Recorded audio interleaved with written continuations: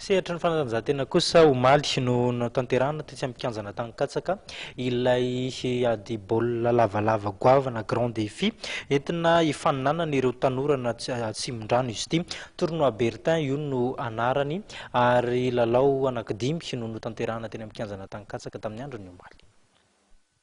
Ho fanomanana sy ho fanampiana ireo ekipa ary mpilalao avy eny Atsimondrano eo amin'ny fiatrehana ny tompilalaovana 12 ho an'ny taranja rugby dia nanomana hetsika indray i Bertin Randriamiaingo ny alatsinainy Pentecote teo teny amin'ny kianjana Tankatsaka. Hetsika izay mbola tafiditra amin'ny tournoi Bertin Atsimondrano ary lalao 5 no notanterahina tamin'izany.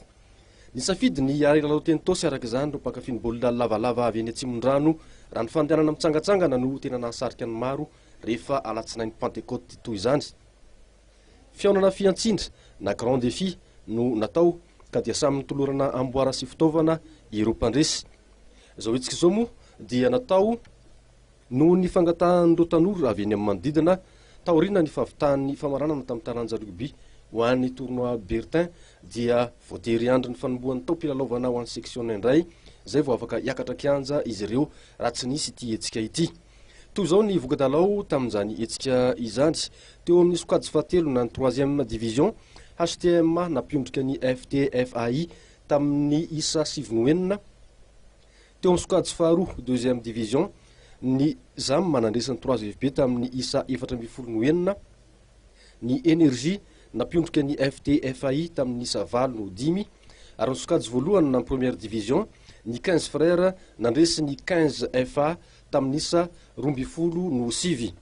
Raha ny fantara dia tsy ny mpilalao rugby ihany no naniry azo fanampiana avy amin'ny Bertin fa eo ihany koa ny mpankafy ny taranja tsipikanety be sy ny basketball eny Atsimondrano. Fa manao antsoavo ho an'ny fokotany ny commune eto amin'ny faritra Atsimondrano zany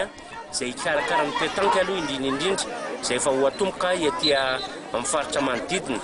dia Atsimondrano zany ka manainga anareo izay mpilalao pétanque mba hisoratra anarana fa hanomboka ny tournoi pétanque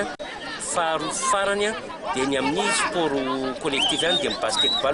basketball izay efa nanaovako antsoavo ihany fa hatramin'izao mbola tsisy nanantona teo amin'ny faritra na vehivavy na lehilahy ka manao antsoavo amin'ny faritra zany eto amin'ny commune Atsimondrano.